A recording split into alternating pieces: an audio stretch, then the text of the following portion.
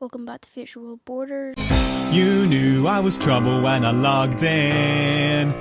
Because I am making fun of more children. And that's what today's video is going to be about. Making fun of children who make geography videos. And I can pretty sure I can say they're children because of how little history knowledge they have.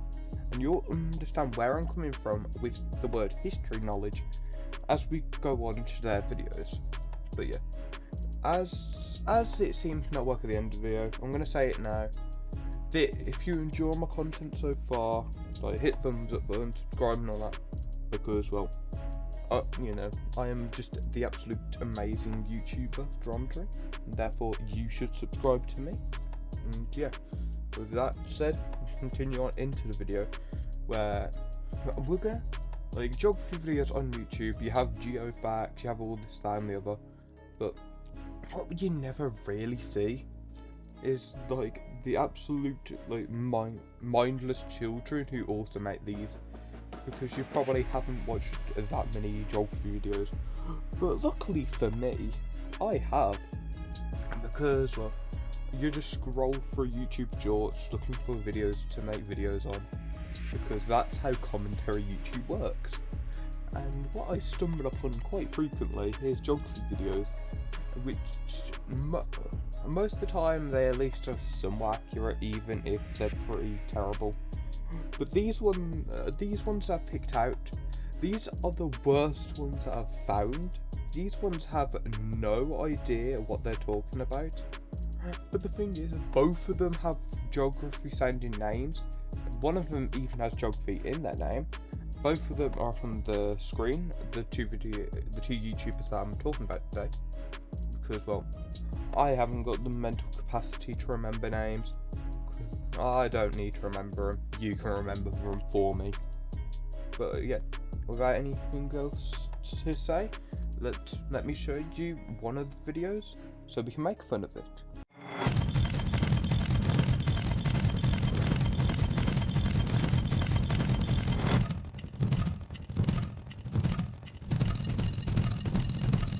So that one was from the YouTuber Brazil Mapper.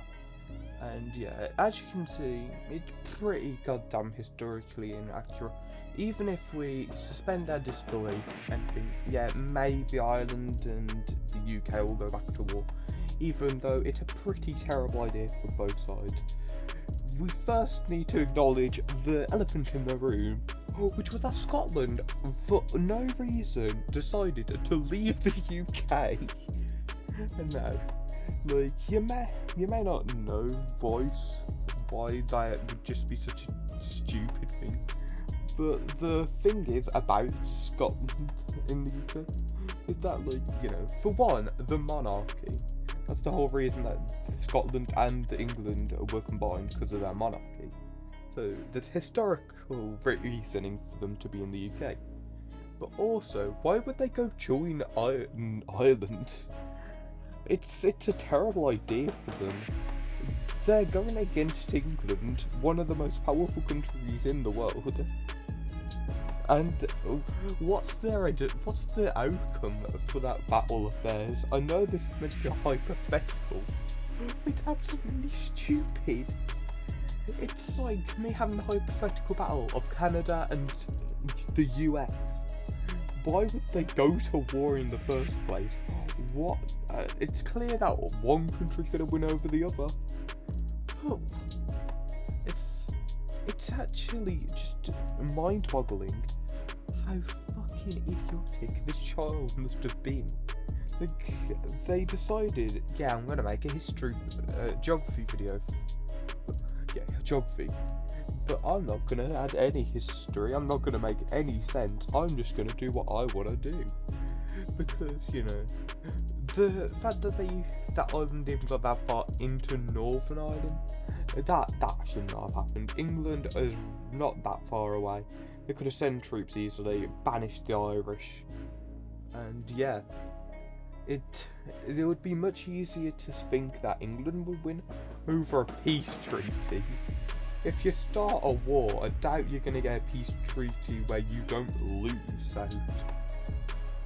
if you're signing a peace treaty because you're losing in the battle, then you're obviously going to get a pretty bad deal. That's just how it historically worked. Cough cough, Treaty of Versailles. No point in history has there been a good peace treaty. It's not a win-win-win situation though. Scotland's probably going to get fucking decimated, and the Irish, they ain't going to be Irish no more. But yeah, that's what I have to say about that video. It's just terrible start to end. There isn't any historic backing to any of that. The Irish and the British, they're not at war. They wouldn't go back to war that easily. It doesn't make any sense. And the Scottish going to side with Ireland. I could understand the Scottish maybe leaving the UK, but to then go side with Ireland, that is just the most idiotic move that they could do. You also have to think about allies across the seas. How, you know, technically the Irish started the battle. They attacked first. Therefore, NATO would go against the Irish because of the NATO pact, the NATO treaty stuff. There is no way that this would go well for the Irish and the Scottish. The only way that any of this makes any sense is if you suspend your disbelief so much that you start believing that a unicorn would ride a leprechaun to battle. But yeah, with that all said, let's go to the next video. Well, Infactual borders, let's get into it. So pretty much, this is just something you're doing. Of course, more South Korea, and the events went pretty well so far. Japan starts to push in for eastern North Korea, starts to take the land from there, and then South Korea starts to push back their land, taking the land back, and just getting civilians back to safety, and then South Korea makes tons of progress, especially in North Korea, and then North Korea makes a big push into Japan, and North Japan completely off the Korean peninsula, and starts to push down on South Korea. That's what this So, this one's from Geography Memes and Other Stuff. And now, I don't know where to begin with this, so let's just begin with the massive issue. North Korea is able to take on both the Japanese and the South Koreans in a battle at basically the same time, and being able to push both countries out of their own country at the same time. Now, you may be thinking, it's pretty probable. They have a lot of bombs and all. But the thing is, we have to imply here that they didn't use any nuclear power or anything. We have, because, you know, the logic and how they wouldn't nuke a country that close to them. And, you know, how did the Japanese get there? That's another question. The video leaves me with more questions than anything else. I haven't been intrigued, I haven't been entertained, I've just been left with several thousand questions. I could write an entire book about all the questions I have about this one video, and I still wouldn't be done with them. Okay, so let me just give this a straight one. The North Koreans would not be able to take the Japanese and the South Koreans on at once, like I was saying before, because of the fact that, have you seen a North Korean? Like, most of them are starving. I doubt they'd be able to go on for a battle against two countries which have quite a lot of like technology, money, power. Like, they're westernized countries in the east. They have got the Western powers backing them. Like financially, they'll probably help. But this video still implies that North Korea could take on Japan and South Korea, being able to make advances into South Korea. It doesn't work like that. I am sorry to say, but North Korea would be stopped in seconds. Their soldiers don't have the power to fight against South Korea and Japan. If we suspend the disbelief of Japan even being able to get up there without, you know, the more probable method of heading through South Korea, because South Korea is more southern than North Korea. I know, it is such a hard thing to comprehend.